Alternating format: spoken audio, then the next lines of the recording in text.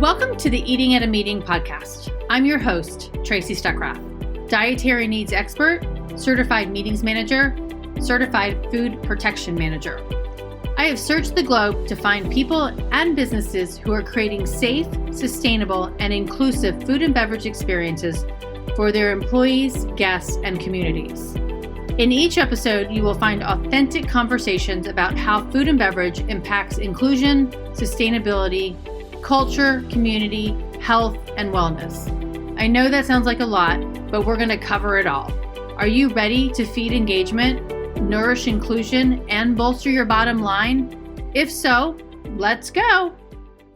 Hey, everybody, and welcome to another episode of Eating at a Meeting. My friend right here, Tess, is my former neighbor, and we were literally together 24 hours ago in Detroit for PCMA EduCon. We were both speakers there, but we haven't seen each other in months. Tess, tell everybody who you are, what you do. Hi, everyone. How are you? I'm happy to be here. Tracy is one of my favorite people.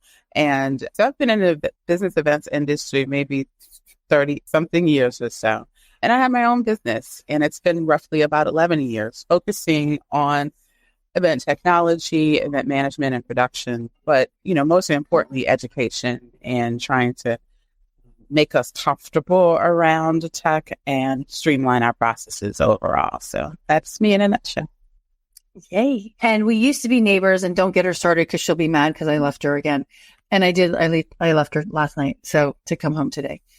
But okay, so we just came from PCMA EduCon, and I want to talk about the food and beverage experience in Detroit in general, because I thought it was they did a fantastic job, Huntington Place. But or do we want to jump back to that one story where you accosted me about another? All right, let's talk about that one first. You say reconnect. Let's go to the past and let's get back to the future quick. Okay, so we're going to reconnect, and we were at this industry conference, and she stopped me in the exhibit hall floor and basically accosted me to tell me the story about how she went through the buffet line on the show floor to eat, and nothing was labeled gluten-free. She couldn't find anything gluten-free. And how could they possibly do this? And then they went off. Do you want to tell any more about that? And No. You were talking to the banquet captain or the banquet server, and they're like, well, go there, and come to find out there are two stations on that exhibit hall floor, and one did opposite places. But as meeting professionals, we would think they're serving the same thing in both cafeterias or both food halls, right? That thing. Yeah. And you didn't have a lot of time. You were hungry, you were hangry, and you didn't have a lot of time to eat. And then you don't even know what's on it at all to begin with. Right. Yes. And if I remember correctly, they had nachos on there, and they said gluten-free, or they said not gluten-free on them. And I asked the chef what was not gluten-free on nachos, and he said the cheese contained gluten. So it was just like egg and gluten in some places, and people. Well, yeah, because they put wheat in it to make them fluffier. Yeah, exactly. All right, but let's talk about the good stuff. PCMA Huntington Place and it is Sodexo Live did a great job on the food and beverage this week, I thought. Yeah. So the thing that I liked about is their signage. They had huge signs that if I was across the room, I knew where the gluten-free selections were, and it wasn't too far from everyone else's. I didn't feel like I was on an island. I was separated as an outcast, number one. It also, most importantly, the menu actually selections were not tasting like cardboard. So they were very creative, like they were literally curated, just like the rest of the menu was curated. And it was tasty. And it was plentiful. So I didn't feel like, oh gosh, my food is going to run out when I know everyone else is going to try and take my food anyway. Right? Because that happens all the time. But I didn't feel a lack, which always happens every time I need to. Yeah, I agree.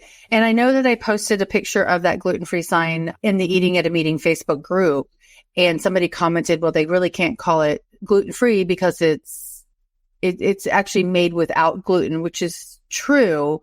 And I agree with that statement.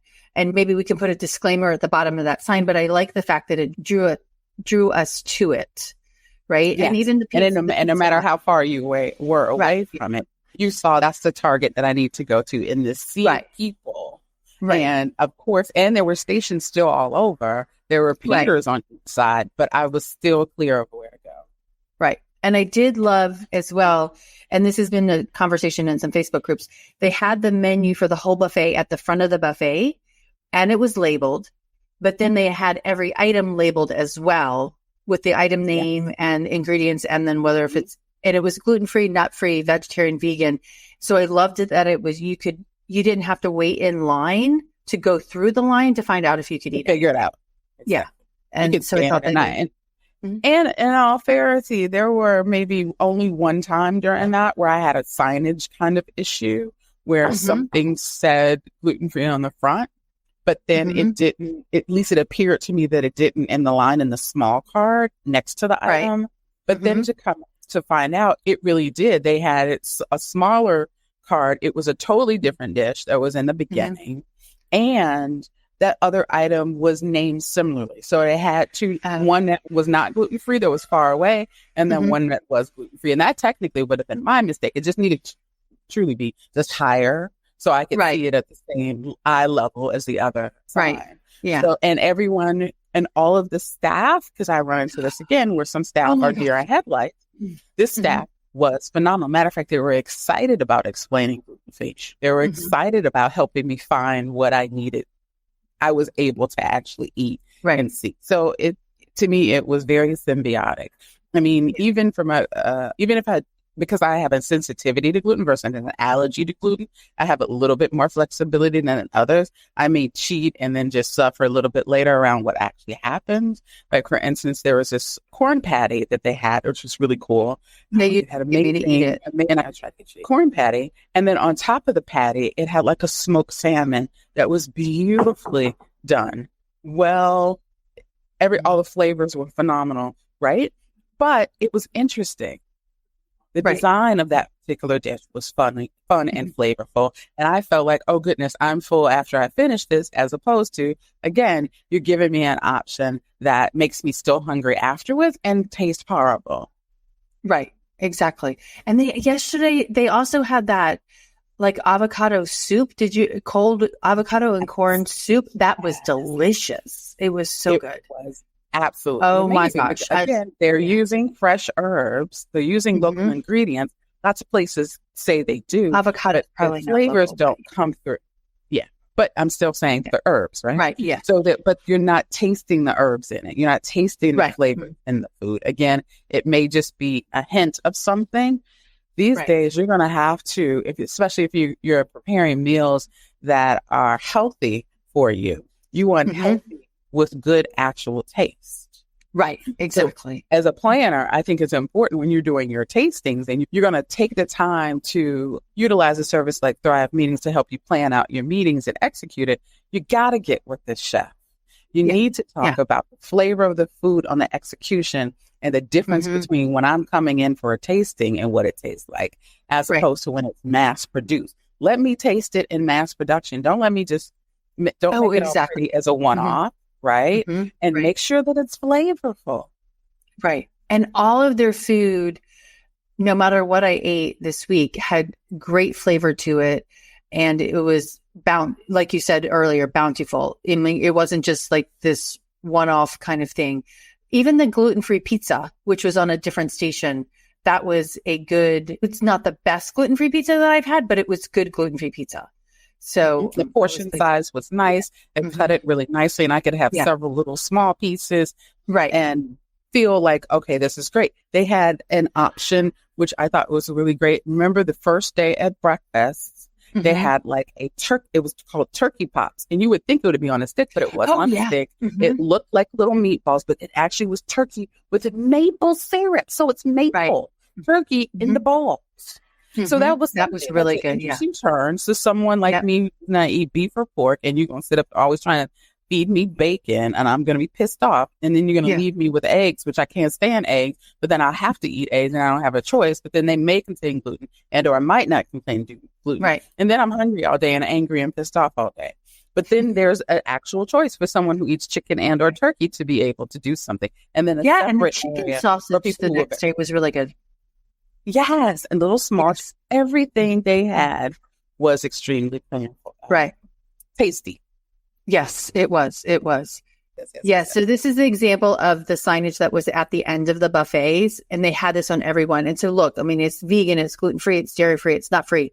So I loved that they did that. So you didn't have to wait. And I'm going to look and see if I can find another photo here. And, the other thing I loved about this, to see at the bottom, it literally says what they focus on. They actually have halal, which you see. Yes.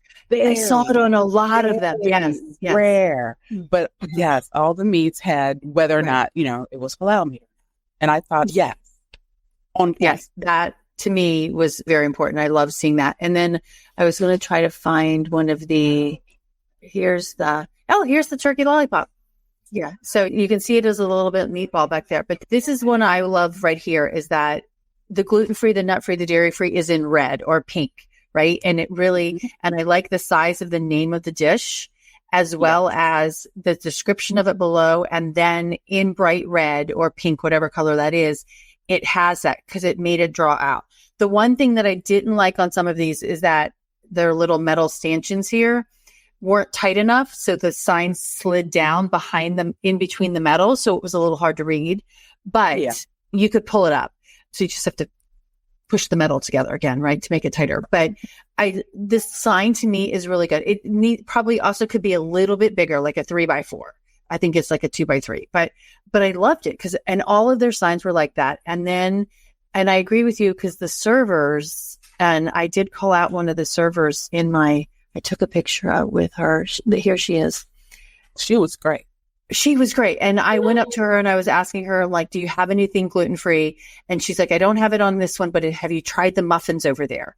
And she's like, yesterday I ate them and I didn't know they were gluten-free when I ate them. And I thought they were absolutely delicious. And then today when we're serving them, I found out they were gluten-free and she was amazed. And I'm like, the fact that she had that smile on her face when she was telling me that. And she's like, you need to go try those gluten-free muffins. And I did, and they were delicious. And I so appreciate that she had that personal experience and I told her, for coming from somebody who doesn't eat gluten-free, for you to tell me that it's delicious, it's even more important.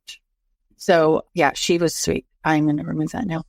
But yeah, and then let's just talk about this water bottle that we both have. Yes. With the little finger hook too. This is from Fill It Forward. Let's get that little logo right there. There we go. Fill It Forward. And they gave these reusable water bottles out. And every time that you fill up your water bottle, you're supposed to scan that QR code that's on the back, and they will make a donation to an organization that is helping them provide water to different organizations and communities. And this at PCMA EduCon, they were doing it within the community of Detroit. So I love which we were excited about because they're so close to Flint. Right. Exactly. Yes. Yes. And the fact that we're right on the water too, like making sure that we're utilizing the things there. Did you go on the sustainability tour? I didn't get it. I was speaking, I didn't get a chance. Oh yeah. So I went on it yesterday, and one of the things that Huntington Place has is Bees in the D. The owner of that was on the tour yesterday. And so I interviewed Brian last year, I think it was last year on the podcast. I'll give everybody that link. But they have honeybee aviaries on the roof of the Huntington Place, and they're using that honey in the dishes that they're making in the convention center. And his vibrancy and talking about, how that those bees are helping across. He's got 230 locations in the Detroit metro area. Detroit really did a good job this week in promoting what they're doing. And actually last night, which I missed you at, was the closing party. And I forgot the name of the catering company, but they did a really cool job with the food. One of the stations, you actually picked up a fishing rod and you put the fishing rod in this big, huge bin of water, which was a sous vide. And they had the food in tin aluminum or tin mason jars, and you picked up your whatever you were going to eat with the fishing rod, and then you got to eat it out of a mason jar. And what else fun did they have? They had somebody walking around with a tray of sushi in a tray in front of him with the shoulders on his straps. Yes, like a cigarette lady. And yeah, so I think they really pulled out the stops in the way they presented the food and beverage this week, as well as the types of food and beverage that they served. Oh, like for instance, it was amazing to see. I don't know if you took pictures of this or not, but it was amazing to see at one of the lunches, they actually had creative dishes. Well, they had creative dishes throughout, right? But they had like a dish. It was a deer sausage in I'm going to say a phyllo pastry, but it was in a pastry. Where you actually, said, oh, that looks good. And I don't eat beef. Right. And you don't eat gluten. I don't eat gluten, and I didn't eat it. But when I looked at it, I said I would try it if I wanted, because again, it was beautifully done. It was an interesting combination, and it was something I had not necessarily seen before. And everyone who was around me stopped and said, "Oh, well, that's interesting. Let me try this." As opposed to people just saying, "Oh no, ooh, that looks weird." So it really, truly was. I think. I personally think it was probably one of the best I've seen. I think they did a really good job. And here's the pizza sign. So that's this big sign Tess was talking about, like that they had that. And they had the one that said gluten-free, just like it says pizza, it says gluten-free. So that's how you knew where to go. Right. So they could put on that gray sign saying gluten-free. This is made in a facility that is not completely gluten-free, right? To just let you know that it's made without gluten.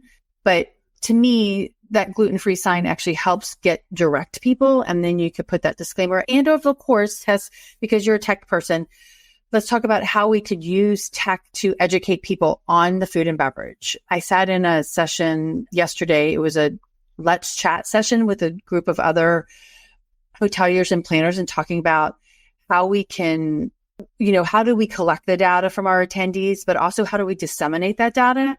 And there were some really good ideas. And one that I thought was great, instead of just sending the note to your attendees that have dietary restrictions, because you're going to give them a meal card, right? Right. One person said, send it to the entire group that's saying, hey, if we're having a plated meal, if you have a personalized plate being designed for you, please present your card to them so that they know, so they can go give it to you. But the suggestion was tell it to everybody so that everybody knows you can't just go ask for the vegan dish when you didn't pre-order it, right? Because sometimes we don't order enough of them. I totally agree for everybody. Yeah. And I think the greatest offenders are at buffets. Right. Yes. Because they're just getting food, and you have prepared vegetables for the vegetarians, right? Right. And then everyone's like, oh, okay, that is a vegetable to go with my chicken and my pork or my beef. Right. And I'm just going to eat that. And they don't do enough to protect. I don't think we do enough as we're planning, to protect that at all. One way I think that you can use technology in terms of artificial intelligence is that why don't you choose a tool? You can choose Spark, you can choose Claude, you can choose Gemini, ChatGPT, whatever you choose, but ask it to help you plan menus that would be palatable to the various different dietary people who have these dietary restrictions and include categories that you may have never asked before. Like I mentioned, halal. I don't see halal at our meetings and events. Not coded earlier. sure. Actually, Nick and I talked about that a few minutes ago. Yes, exactly. Now you may see kosher far quicker than you're going to see halal, right? And even some other types of meals that people have to have. Think about ways in which you can do it where it's palatable. I think we should get away from just straight meat and potatoes and catering our meals towards a certain demographic and balance it out and educate people on how they can have better and healthy eating by creating menus that are creative designing menus, that are actually creative and with a palate that can accommodate for all. Right. And I've seen that a lot more recently, Tracy, and I'm sure you have. You see much more than I do.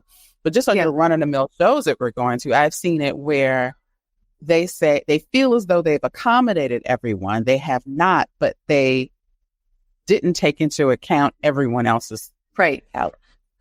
Well, and the one of the suggestions that I had that I present a lot, and yes, did 2 days ago in my session, was that, take your entire catering menu and now filter it by what's gluten-free, and then what's dairy-free, and then what's gluten-free, dairy-free, what's vegetarian and what's vegan, and show yourself, hey, does the vegan have more than just guacamole or a salad, right? Does the vegan have something to put on it? And the gluten-free, dairy-free, you've got you might have some stuff that's gluten-free, but you've thrown dairy on it. And so the people who are gluten-free and dairy-free, which there are a lot of them, cannot eat it. So you end up, the gluten-free, dairy-free person ends up with one. So after you've designed your menu, refilter it. Yeah. Yeah. But all of the filtering can be done in AI. So take it, throw it in the AI tool and ask it to help pull all of that out for you. Check it, of course, recheck it. Is this balanced? How can I balance this more? What are some creative menus that I can have instead of the last 5 meetings and I've had the same chicken and the same carrots? Exactly. Yeah. Well, in tech-wise, on your event apps as well, right?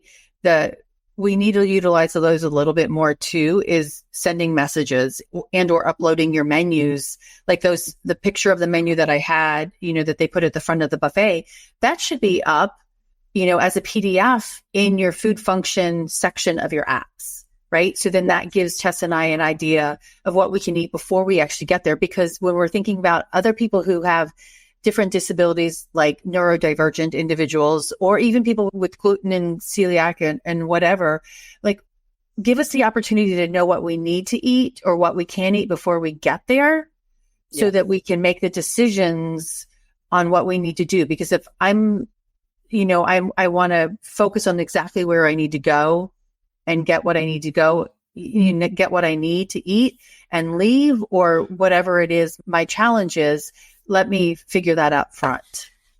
And I think you can do that in push notifications too, in terms of directing people to the that menu item that's in. It says it's lunch. We're having, we're having this session over lunch. Then do that. And I think we should get out of our heads around fear of, no one will come if they see the menu. Why are you hiding a menu? Right. They're going to see it looking at the menu at a restaurant before they go. Yes. Exactly. Right. And they're choosing the restaurant accordingly. So they're going to come. And if you did it in a way that you're educating them on it and you're enticing them through the language and how you design the menu, then they're going to come anyway and be happy about it. Yeah. Because they're not going to leave your event to go find something to eat and lose out on the business deal. They're staying at your event. They're getting what they need out of your conference, which you've just paid a lot of, recruited them to pay a lot of money to attend. And they're there for that reason. And so, do that. And why not highlight these aspects of the things that you're doing differently in your menu each time? Right. Exactly. And I just thought of something too. We showed the big gluten-free sign, and I said, upload that thing. Why not upload a map too? Like, hey, here's the food that's gluten-free and vegan, and like where the buffets are in the room, especially when you have over 17,000. Yeah. Yeah. Yes. When I accosted Tracy, I said that. I literally said that to her. I was like, why don't I know exactly where this is? This place is huge. It is gargantuan. I should know where all the food stations are, what's at the food station, so I can map that out as well. So think about, even no matter what size your meeting or conference is, tell people where they can actually get it, especially in larger rooms where you have, let's just say it's your evening dinner taking place. It's 500 people in it. You've got buffets. Why are you not telling them where things are in the station so they know where to go? Yeah. Because it's really right. It's really makes us hangry when we walk through the buffet and we can't find anything that we eat because there's no signage until you see the signs in front of the food itself, which I want. I 100% want that. But I'm trying to find if there's a different photo that I had of that cauliflower. And Louisville brought their, I was so excited. Louisville brought their brought their bourbon slushies to the conference, served in the afternoon, and some bourbon treats. So I like that. There was one sponsored function that I noticed that the food that they brought to represent their city or their state, and I don't remember who it was, that food was not labeled. So I think you do need to also, as planners, we need to bring that education to our sponsors. Like if you're serving food and beverage, you do need to share what you're serving because, and actually a case in point with not that food, but a different one, a woman I met this week, she had a hazelnut allergy and it was not labeled. I think it said contains nuts. I mean, but they were saying, oh, that's just walnuts and she can have walnuts. But then the chef was right behind that server and saying, oh no, that is hazelnuts in there too. And she literally said, you just saved my life. Right. And because that chef knew what that was in, but we do need to make sure that the labels are accurate, and that the staff knows what's in them. It's very important that you do that because we don't realize things until it happens. If we take the perspective that people don't read, we know they don't read. But if they're informed consistently and you're training them to look for things, then through time, they're going to actually look for it. They are. I felt like there were more and more people reading all the signage this week. It was well done. And because the partnership and having a great convention center, but that doesn't mean when you go to these cities and the convention centers or the venues are not as flexible that you can't bring some of these elements to them. Right. Exactly.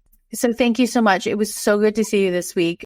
I love you. Thank you very much for chatting with me. And if you want to reach Tess, there's how you can reach her on LinkedIn. Right. I love LinkedIn. Yeah. And everybody, until then, stay safe and eat well. Love you, Tess. Bye. Bye-bye. Love you. Thanks for listening to the Eating at a Meeting podcast, where every meal matters. I'm Tracy Stuckrath, your food and beverage inclusion expert.